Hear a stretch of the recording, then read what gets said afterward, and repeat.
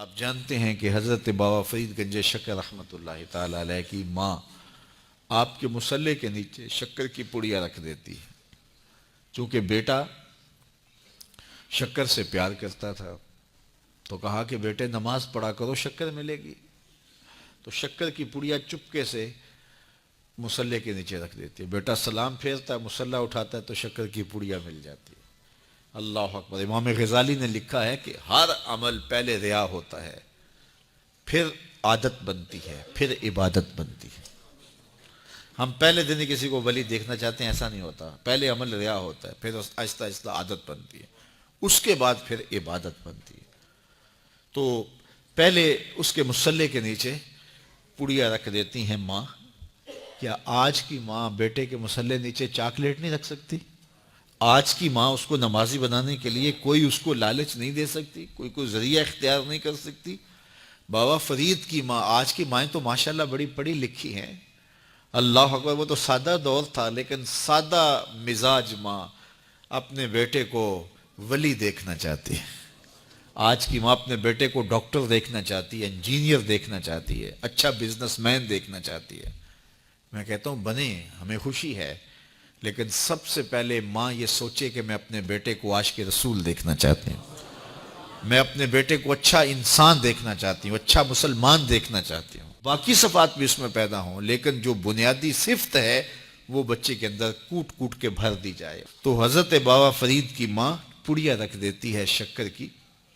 اللہ اکبر۔ ایک دن کہیں گئی تھی، واپس پلٹی تو راستے میں ہی لیٹ ہو گئیں، تو دل میں رہ رہ کے خیال آ رہا ہے آج بیٹا مصلی اٹھائے گا تو میں نے تو آج شکر کی پڑیا نہیں رکھی۔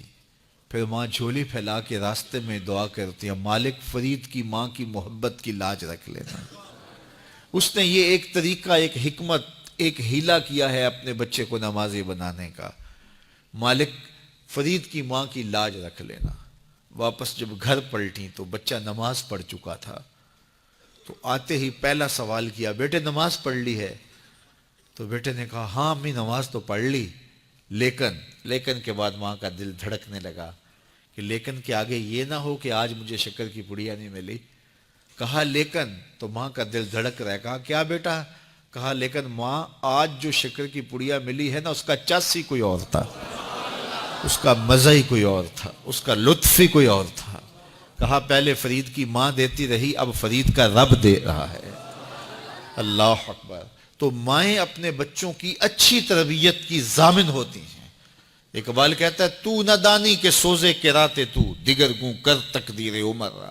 میری بہن تو نہیں جانتی، اگر تو بہن ہو کے قرآن پڑھے تو تیرے بھائی عمر کی تقدیر بدلے گی، اور اگر ماں ہو کے قرآن پڑھے تو بیٹا نیزے کی نوک پہ قرآن سنائے گا۔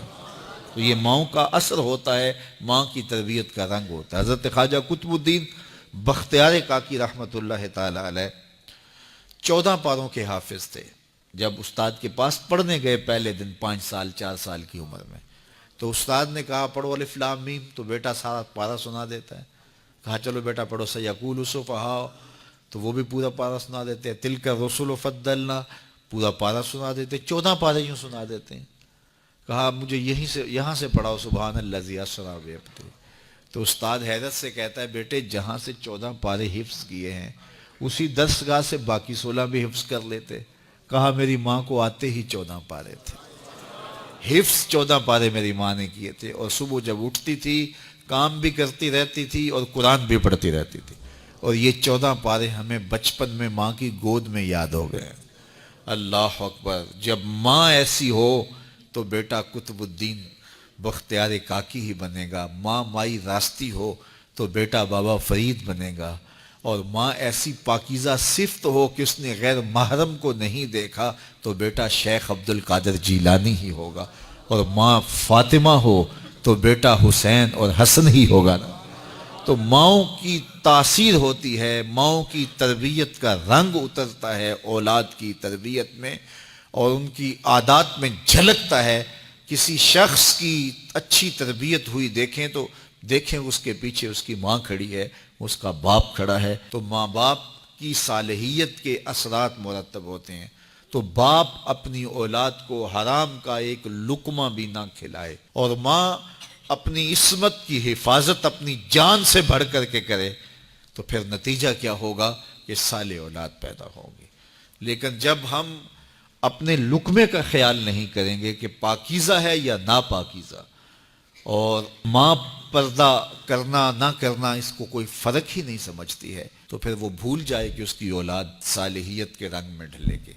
تو اچھی مائیں اچھی اولاد کی تربیت کی ضمانت ہوتی ہیں، اور لقمہ حلال اچھی اولاد کی تربیت کا ضامن ہوتا ہے.